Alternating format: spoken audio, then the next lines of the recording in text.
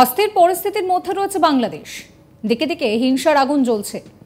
সোমবারই বাংলাদেশে শেখ হাসিনা সরকারের পতন হয়েছে। তারপর হাসিনা জামানার সিক্রেট জেল আয়নাঘর থেকে মুক্তি দেওয়া হয়েছে বাংলাদেশ সরকারের ৩ বিশেষ বন্দীকে। আর তাতেই রীতিমতন চিন্তা বাড়ছে। এই ৩ আসামির মধ্যে রয়েছেন মীর আহমেদ বিন কাসেম, মাইকেল চকমা এবং আব্দুল্লাহিল আমান আজমি। ৮ বছর পর বন্দিশালা থেকে মুক্তি দেওয়া হয়েছে এদেরকে। মঙ্গলবার ভোরে তারা নিজ নিজ বাড়িতে ফেরেন বলে সংশ্লিষ্ট সূত্রে জানা গিয়েছে।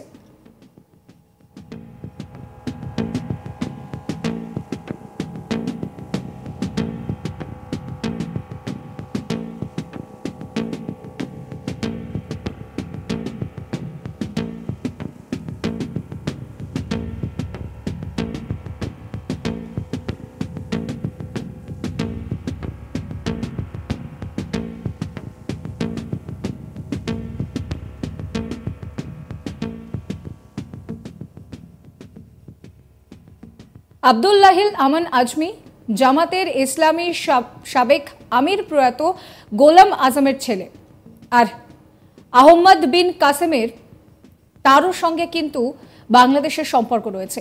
৭১-এর মানবতা বিরোধী অপরাধের দায়ে মৃত্যুদণ্ডপ্রাপ্ত জামাতের সাবেক কেন্দ্রীয় নির্বাহী পরিষদের সদস্য মীর কাসেম আলীর ছেলে। মঙ্গলবার ভোরের দিকে চট্টগ্রাম থেকে একটি স্থানে তাদেরকে চোখ বাঁধা অবস্থায় ছেড়ে দেওয়া হয়।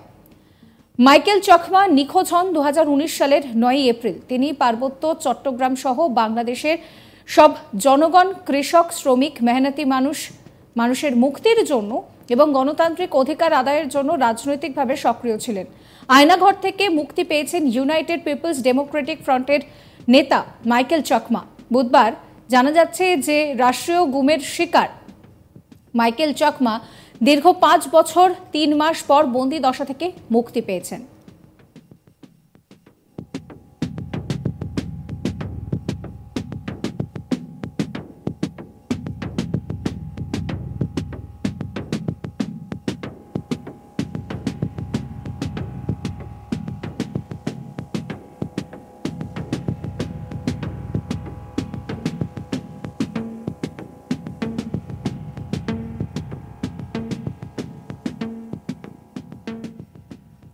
আয়নাঘর কি, এবার সেটাই আপনাদেরকে জানাবো। আয়নাঘর শুনতে যতটা সাদামাটা, রহস্য তার মধ্যে রয়েছে ততটাই। শেখ হাসিনার আমলে তৈরি এই আয়নাঘরে মানুষজনকে লুকিয়ে রাখা হতো। এই ঘরে কোনো রকম কোনো আলো বাতাস ঢোকে না, সেখানে সারাক্ষণ চলছে ফ্যান। শেখ হাসিনা বিদায় নেওয়ার পর থেকেই কথা উঠছে আয়নাঘরের বন্দীদের কবে মুক্তি দেওয়া হবে।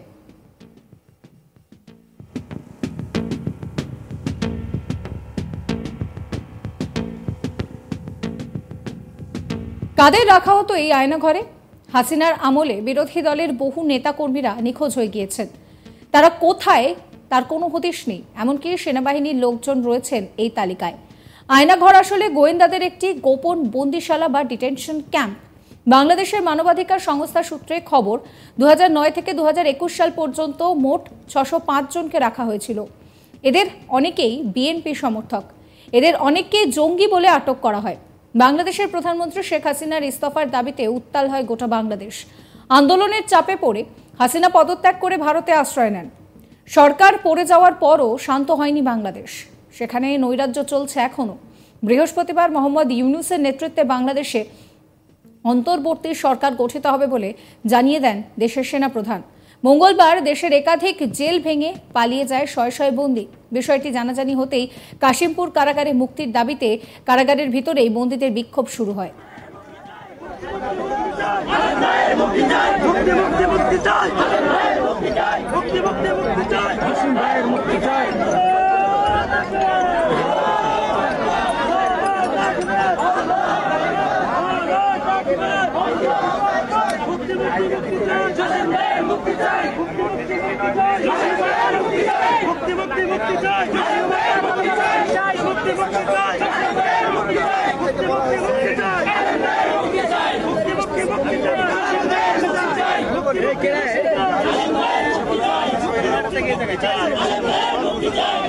আমাদেরকে বলা হয়েছে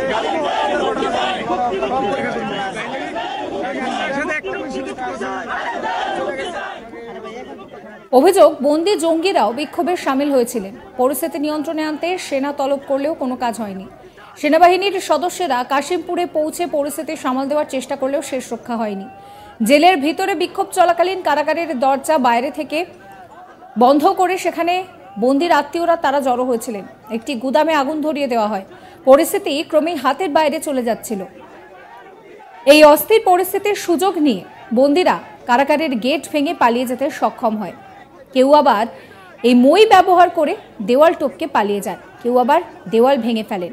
ইন্টেলিজেন্স ব্যুরোর খবর অনুযায়ী হাসিনা সরকারের আমলে ভারত বিরোধী কার্যকলাপের জেরে জামাত ও ইসলামিক ছাত্র শিবিরের অনেককে গ্রেফতার করা হয়েছিল। সন্ত্রাসবাদী কাজকর্মে মদত দেওয়ার মতন বেশ কিছু অভিযোগ ছিল তাদের বিরুদ্ধে। তারাও এবার মুক্ত হয়েছে বলে সূত্রের খবর। সরকার পতনে বাংলাদেশে সেখানে থানা থেকে কারাগার সমস্ত জায়গায় চলছে হামলা। কারাগারে হামলা হওয়ায় মুক্ত হয়েছে নিষিদ্ধ জামাতের সদস্য থেকে ইসলামিক ছাত্র শিবিরের বন্দিরাও। সোমবার শেখ হাসিনা পদত্যাগ করার পরেও কিন্তু অস্থিরতা জারি রয়েছে। 13টি থানা ও 2টি কারাগারে হামলা চালানো হয়েছে। একাধিক বন্দীকে মুক্তি করেছেন আন্দোলনকারীরা, আর তাতেই আতঙ্ক বাড়ছে। সেই রকমই একটি ভিডিও ভাইরাল হয়েছে সোশ্যাল মিডিয়ায়, যেখানে অপরাধী মৌলবীদের মুক্তির দাবি উঠছে।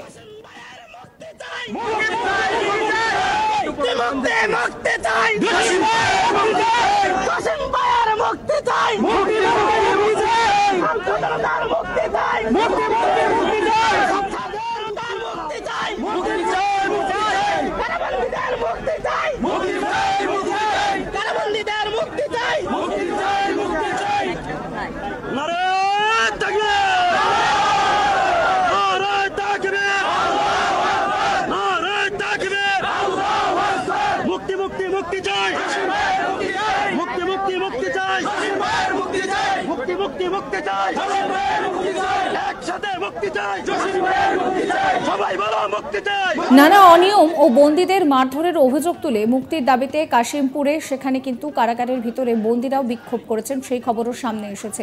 সেখানে অতিরিক্ত সেনা মোতায়েন করা হয়েছে। বিক্ষোভের সময় বন্দীদের ওপরে গুলি ছোড়া হয়েছে বলেও অভিযোগ করা হয়েছে। পরিস্থিতি উত্তপ্ত হয়ে উঠলে সেনাবাহিনীর সদস্যরা তাদেরকে নিয়ন্ত্রণ করার চেষ্টা করে।